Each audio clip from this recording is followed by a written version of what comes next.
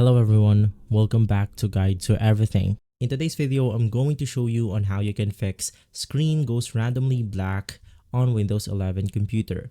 Now, this problem is relatively connected with your video drivers or video components on your computer. So the first thing that you must do is to go ahead and check your wired connections and make sure that it is connected properly to your monitor from your CPU.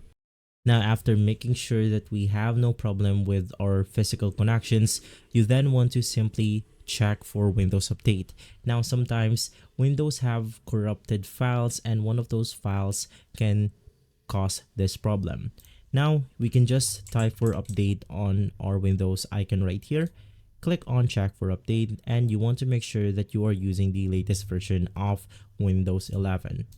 From there, another thing that we can go ahead and do is to simply update our video drivers.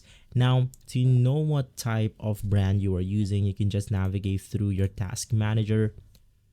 From here, you then want to select performance, and then you want to find the GPU 0 and you want to look for the brand name. In my case, it's going to be the NVIDIA GeForce RTX 3060 Ti.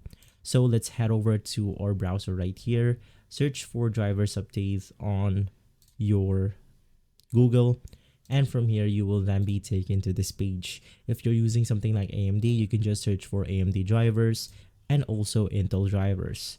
Now, once inside, you then want to look for your specific model. In my case, once again, it's going to be 3060 Ti. And after updating our Windows 11, checking our physical connection, and updating our graphics card, this will surely fix the problem.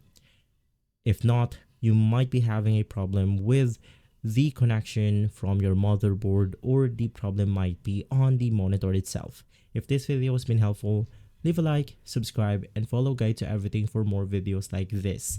Thanks for watching.